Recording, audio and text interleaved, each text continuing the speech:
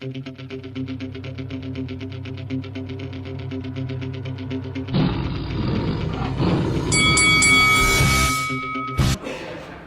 this is Frank Warren. You're watching Lights Out. This is Faisal Khan for Lights Out, and this is podcast 25 of the Lights Out Boxing podcast. With me, delighted to be joined by the usual faces. To my left, Ron. To my right, Mr. HF. I'm back. Second appearance in Be the careful, week. you don't make it a habit, mate. I mean, civil now, guys. Civil, guys. Before we get started, let's just remind the people out there, HF, if they haven't already, what they need to do.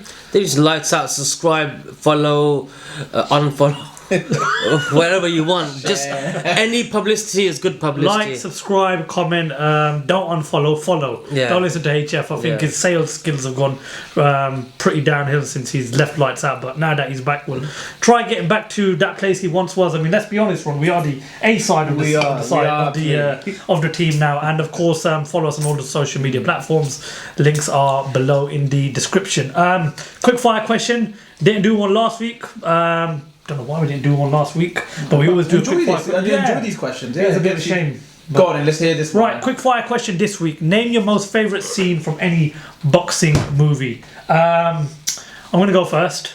My favourite scene from any boxing movie is the ending scene in Southpaw when he wins the world title and he goes backstage to greet his daughter and they both get emotional with each other and he starts crying because obviously they celebrate the fact that he's won back the world title And he lost his wife and the guy that he beat was, you know, the reason for him. Jake Gyllenhaal, wasn't Yes, it? Jake Gyllenhaal. He played a good role. Favourite boxing movie of all time, though, but great scene. What about you, Ron?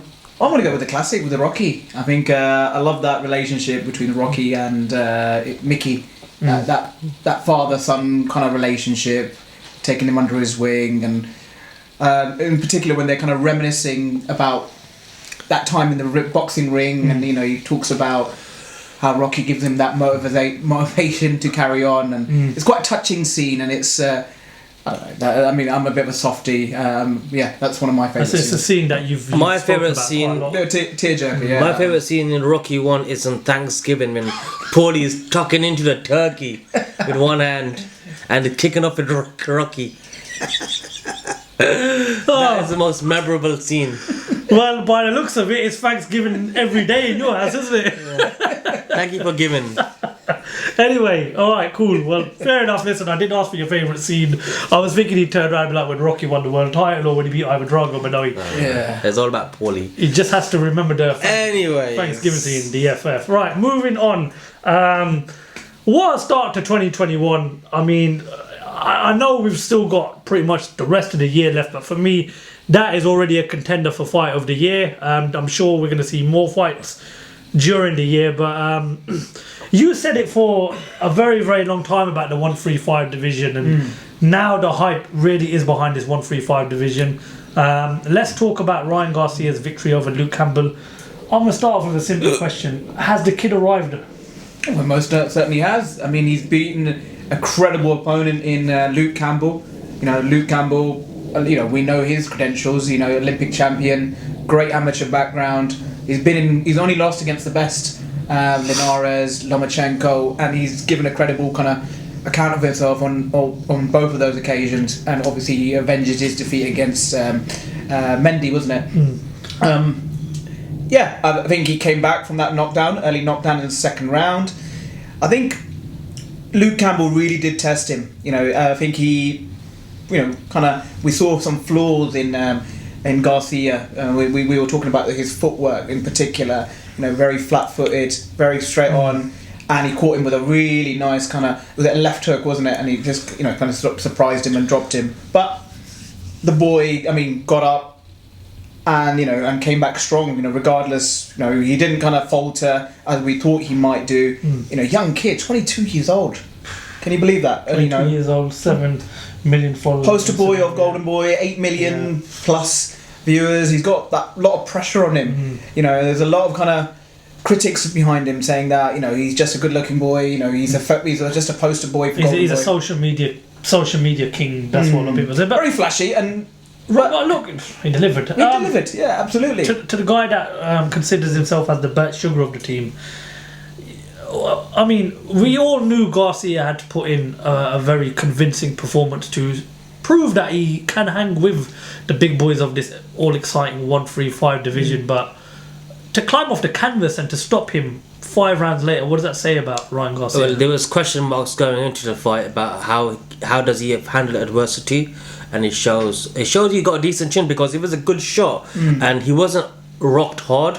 He wasn't out of his senses. He was still there. It took him a couple of seconds to regroup, and he just let the corner know that he's okay, and he carried on, and he was aggressive for the rest of the round anyway. So it showed that he's got some substance behind that chin, and he can go on to do the job as well, win the fight after that. And what is even more impressive about this performance as well is that Garcia has become the first man to knock out Luke Campbell.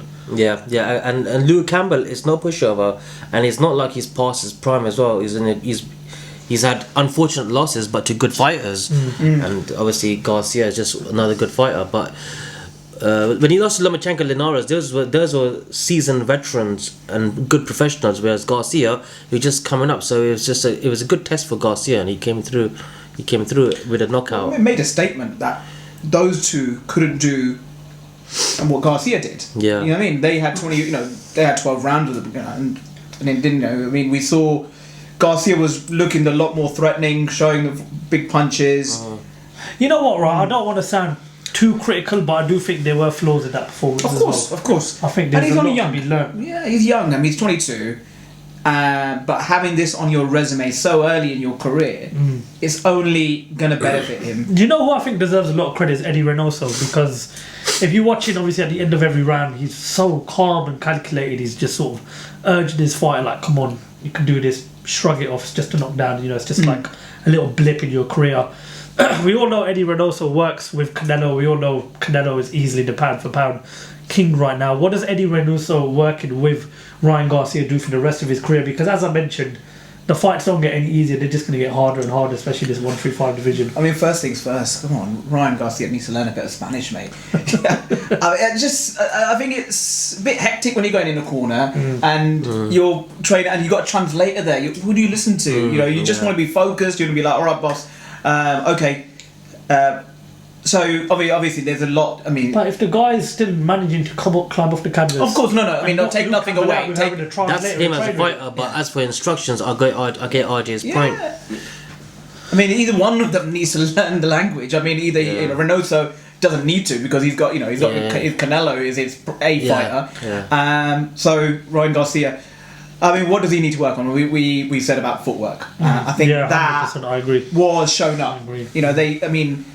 But it was awkward because he was fighting a southpaw, and when you're fighting southpaw, you've got to dominate. Who wins that footwork? I mean, you can see Campbell, being an Olympic, champion. He was trying to, negate his kind of. Well, we all game know plan, anyone that's won a medal in the Olympics has got a great amateur background, and technically they're going to be a very, very tough fight for anyone. So, I mean, I mentioned obviously the flaws, but I also look at the positives. He's shown great heart, he's shown great determination, beautiful body punch to put Luke Campbell down. I was obviously I was doing a bit of just after the fight, I was reading a bit on social media, and someone turned around and said that reminded them of a young Ricky Hatton, and we all know how much of a dangerous shot to the body he gave. I mean, no, Ryan Garcia's left hook to the body is his trademark punch. That's what he does all day long. If you go on social media, you'll see his challenges that he has with like these Logan brothers and stuff, when they put the big bag around the stomach and he throws body punches.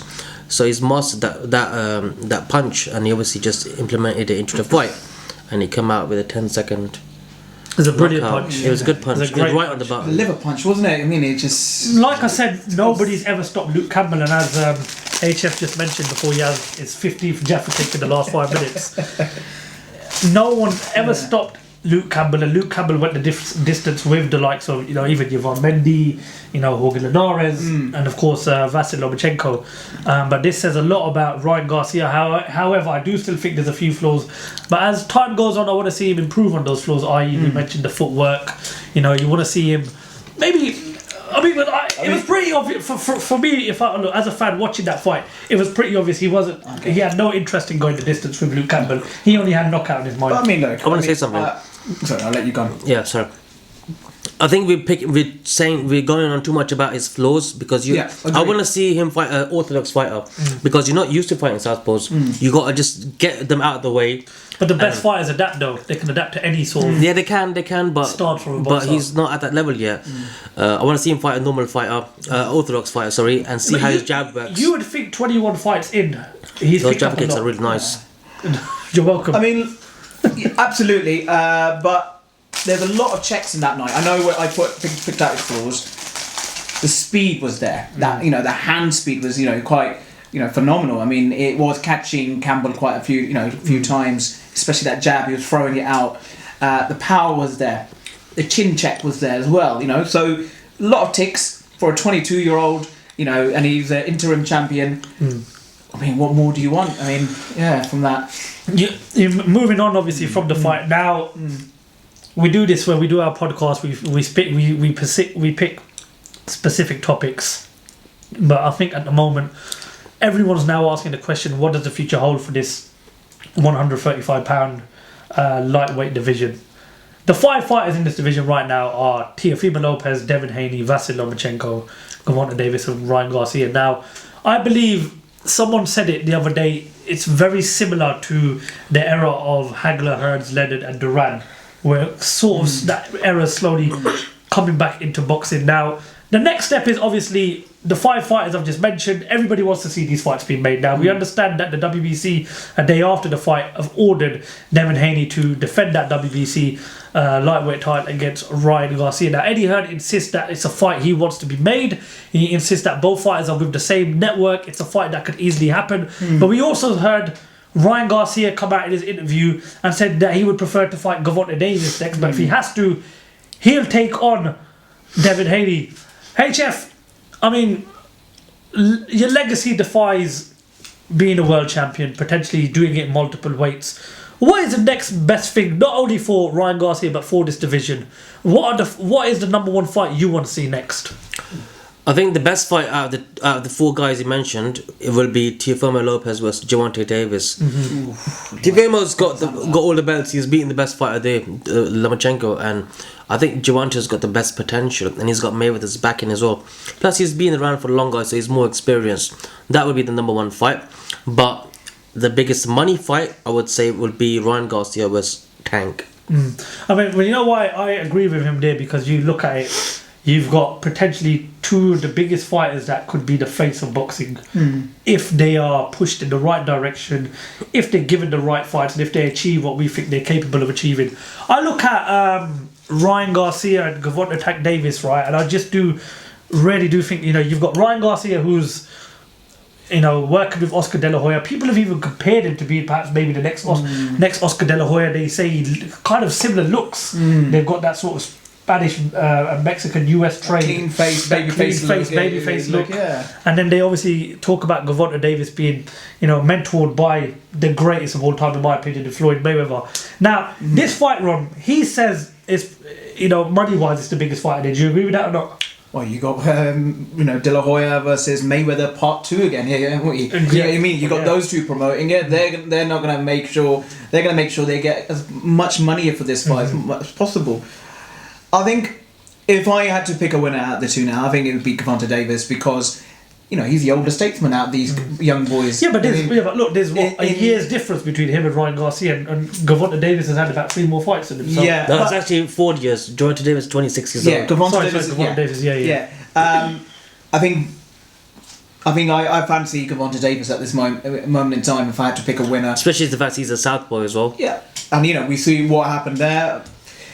But it'll be an exciting matchup, nonetheless. I mean, that's just my opinion based on. We limited. talk a lot about. I talk a lot about it. I don't know how you guys feel of it, but I think the Undisputed is just so underrated in boxing right now. Personally, unfortunately, we've got the argument up at the heavyweight division. We've got it in 147 welterweight, got it in middleweight, super middleweight. Who really is the king of these divisions? You've now in a position where you can find out who the real king of that division is if you put Teofimo Lopez in with Devin Haney. Now, again, obviously, there's a lot of people that will disagree. There's a lot of people that will say Gervonta Davis should fight Devin Haney, maybe Lopez should give Lomachenko a rematch, and so on. But look, I think the best thing with this, and I'm going to go a bit outside of the top 5 right now. I'm going to look at perhaps maybe the next 3 best fighters in that division. I've got Richard Combinay, George Kambosos Jr., who beat Lee Selby, and I still think Jorge Linares is still a big enough name in that division. It's not going to happen, but for me, the most easiest outcome to this is make, I don't know, a World Boxing Super Series, or perhaps you know what, even bring the good old days of the Super Sixes back. HF. No, you can't do it because all the fighters got to be assigned to one network, and that is not an option right now. Because you got Mayweather and Gervonta Davis. You got Haney and Garcia, who's on DAZN, that's fine. You got Lopez, I'm not sure where he's fighting in America. Teofimo Lopez with Top Rank. Was that Top Rank? So it's just going to be ESPN, so you got 3 different stations to figure out. So it's difficult.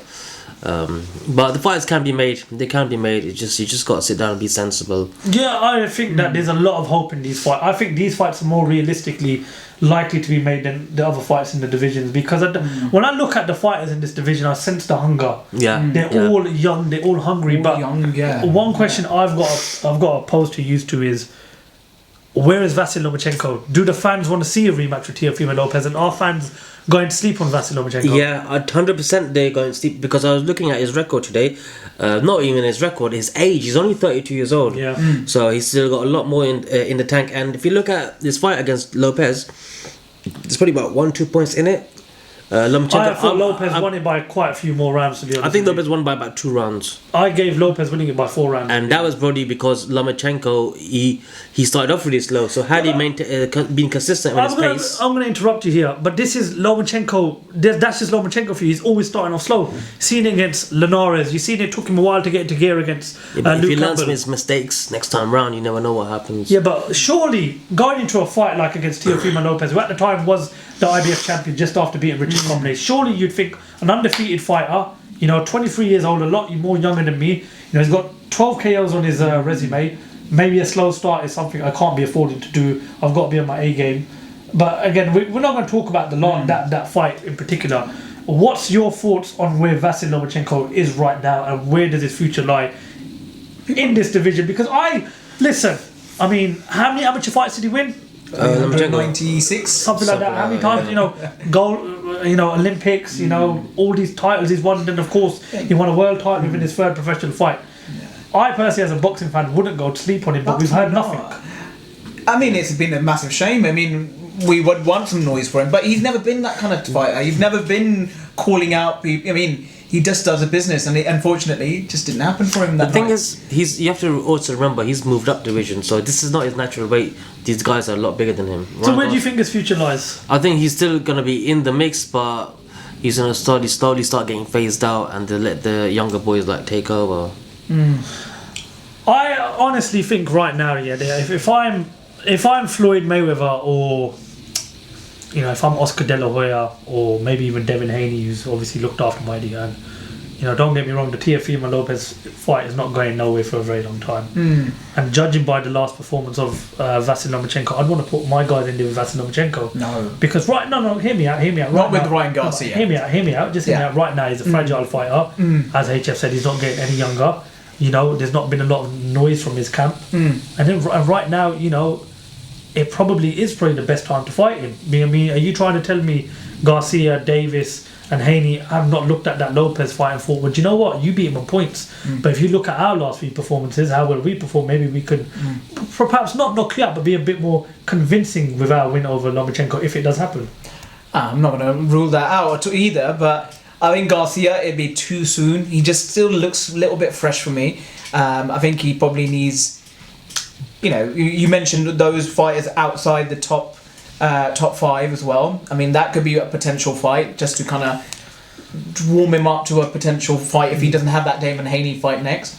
But Lomachenko, with his boxing IQ, we saw the flaws that he demonstrated against Luke Campbell.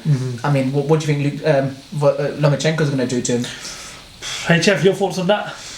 It's difficult. I mean, what you have to understand also is Lomachenko is 5'6", runs a lot taller, so of course, he can keep him behind the jab if he boxes smart. And Lomachenko has been dropped as well. I know he got dropped against Linares, so I think it might be a perfect time for Ryan Garcia to fight Lomachenko. That's what I believe anyway. It might be the perfect time. One argument that we've had after the fight, it's been a non-stop argument between us, but now we have to settle it down. Who's got the best resume out of the top 5 so far? I am going to be realistic. I'm still going to go with Lomachenko. I still think he's got the better record, but obviously Lomachenko turned pro, and at the time he turned pro, he was at a certain age. There was no waiting around for him. So I mean, yeah, you guys could think, well, he's fought fighters that are not really existent at the moment, but for me, he's still got the best resume out of the top 5. HF, who would you say has got the best record? I mean, I see your point, but then let's say you got someone like Teofimo Lopez who has just beat Lomachenko. Is that better than Lomachenko beating Campbell and Linares, who was his 2 biggest wins? Well, the Linares fight was 2018 and the Luke Campbell fight was 2019. So you're looking quite a few years back. You've got a very, very valid point. But the point I'm still trying to make is look who else has Lomachenko's beaten as well. Lomachenko's probably Rigondeaux. Rigondeaux as well. And, but he's been fighting for longer as well, though. And then, of course, if you look at amateur background, there's only one winner. I know who's got the worst record. Well, that'd be obviously Jorge Linares, but I don't think... No, I would say Devin Haney from them lot, because he hasn't beaten no one. Well, Devin Haney, obviously, his last win was against Gamboa, who's a pretty... Gamboa was beaten by Gervonta Davis as well. Yeah, Gervonta Davis beaten by... Who has got the best record, Ron? Who has got the best record? I mean, I'd say Lomachenko with... I mean, who he's fought, but maybe not in the 1-3-5 division. Right, you take Lomachenko out of the top 5 right now. So it's down to Garcia, Davis, Haney and Lopez. Who do you think has got the best record? It's a difficult one, isn't it? I mean, It's not. Would you reckon? Lopez, because he's beat Lomachenko. Of course, yeah. Lopez. Well, what do you want? But people say Tyson Fury's biggest wins are against Deontay Wilder and Vladimir Klitschko, but then they say beyond that, what's that? AJ's beaten Parker, Takam, Ruiz, Brazil. You got me there. That's a good one. That's a good one. You know, Pulev, Povetkin. So it's like you can never win in this sport, is it? No. I'll be completely honest with you, right? I mean, I look at obviously I say Vasyl Lomachenko, but then RIP to the Jaffa Cakes. I do think then you've got to sort of kind of look out knockouts. I mean, obviously Gervonta Davis has had more fights than pretty much all of them. Actually, Devin Haney's had one more fight, but he's got more knockouts on his record. But I mean, again, I understand where you're coming from. Teofimo Lopez beat the man who beat the man who beat the man, and at the moment he does hold most of the belts in the division. I mean, even in Teofimo Lopez's mind, he's the undisputed champion because he reckons that he's got the WBC belt and Devin Haney emailed it to him. So yeah, you can go argue backwards and forwards on who's got the real belt then?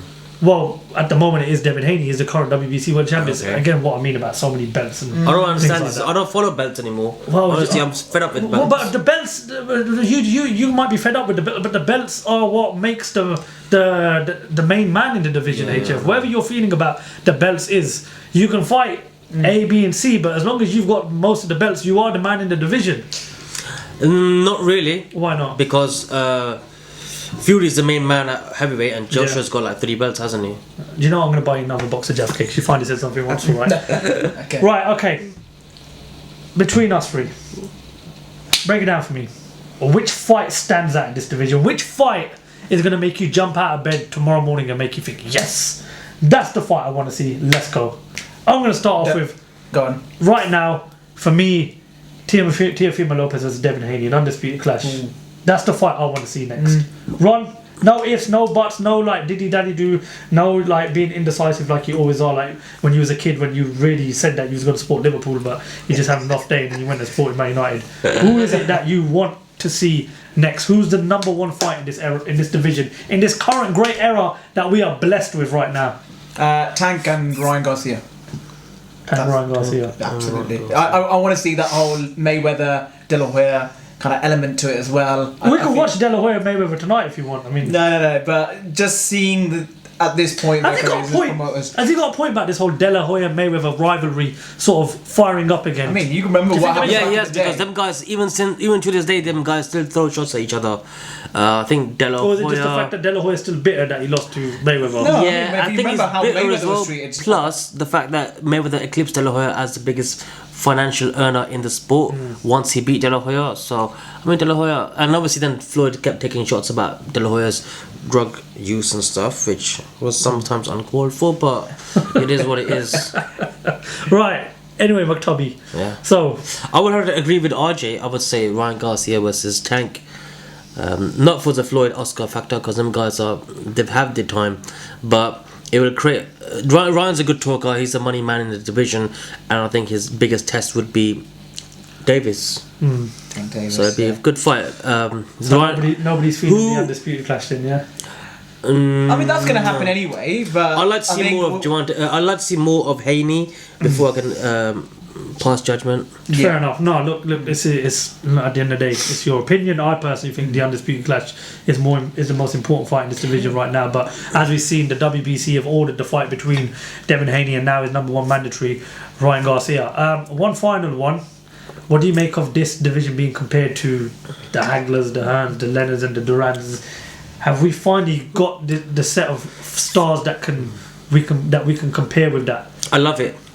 Great era. Because people might be saying stuff like, "Oh, it's disrespectful to the older guys," but them guys are at where they are now because they fought each other at the time. So if these guys fight each other, they might one day be as good as them guys, but we won't know until they fight each other. We got Ryan Garcia, who's the Ray Leonard of the group because he's the money man face. Then you got the Javante Davis, like the Hagler. Yeah, I'd agree with that. And then you've got, obviously there's no Tommy Hearns in that division, but you've got great fighters and they're all in the same division and they're all hungry and they're all at the same level. There's no Who's one. Duran then? Out the Well, there's no Duran, there's no Do you know what I mean? Tommy Hearns, Yeah. but you got Leonard and Hagler, which is good enough. Lopez really. is 23 years old. Haney's 22. Kavana Yeah. Davis is 20. They got age. yeah. Ryan Garcia is 22 years old. Do you know what? Right, this is a fucking great time to be a boxing fan. We're lucky. It only is. Oh no, listen. Back to what HF said. It only is if they bloody. I think each they other. will. That's it. Do you know hungry. what? Do you know? Yeah, they might be hungry. They might And the call good, each other the good out, thing but- is you've got Haney and Garcia that are both with the DAZN network. Teofimo Lopez is with Top Rank. Gavante Davis is with Floyd Mayweather and I think Leonard Ellaby. So they will. I think Gavante Davis. I don't know whether he's with the Al Haymans.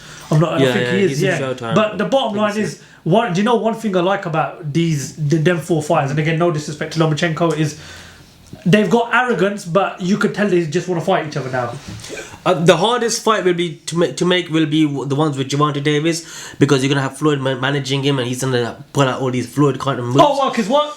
Easy work. No, but Lopez has got a really good mindset. He wants to fight the best. He done it. He showed it against Lomachenko in his 15-16 fight. You got Ryan Garcia who wants to fight the best. I was the B side. The fights will happen if Ryan Garcia wants them to happen, and from what I've seen, he does. He's the money man, so he's gonna pick. Of course, whenever I he wants agree. to fight. Whoever's bringing more to the table is going to be the more likely one that gets most of the fights. Yeah. Ron, thoughts on it? I agree. So, I mean, they're all good names, aren't they? I mean, maybe that's going to be the issue. Who is the A side? Ryan. Well, sorry, the Exactly. A side right now really is the guy that's got most of the belts. Yeah. No. No, I mean, come on. hold on. Will you say that against AJ versus Fury? No, because we all know Tyson Fury. there we go, there we hold on. Who went to Dusseldorf and who went to American The school? belts don't mean shit. Yeah. So there you go. Look, you Well, who's can't got have the it. best belts in the heavyweight division though? Who's got the best belts in heavyweight But you division? just contradicted Well, which is yourself. the You most just said prestigious belt in who's the- got the most belts. You know, that's the one that calls the shots. Yeah. Well, listen, yeah. All right. Okay. Fair enough. Well, Ryan, Tyson Fury is number one heavyweight in the heavyweight division. Number one heavyweight in the heavyweight division, and I do believe Teofimo Lopez is the man of the 135 division. This video He's the man, but he's not the money man. You have to be saying- honest. We don't know how much. What you trying to tell me? You had a phone call with Bob Arum last night. He told you how much Teofimo Lopez puts up when he has a fight or something. No, we don't know I how much spoke money to the Teofimo. president of ESPN. All right, okay. Well, send him my regards when you can, yeah. And plus, you owe me 2 boxes of Jaffa cakes as well. Anyway, that's all we've got time for on podcast 25 of the Lights Out Boxing podcast. Just want to thank you guys for watching. If you haven't already, hit that subscribe button. Make sure you like. Make sure you leave us a comment. And did you want to say something? Nah. And of course, make sure you check us out on all the social media platforms: Twitter, Facebook, and Instagram. The links are below in the description. HF, pleasure as always. All right, rest in peace, Jaffa Cakes and Ron. Enjoy. I'll lend you that Liverpool top whenever you need it. Thank you for watching the Lights Out Boxing. That's out.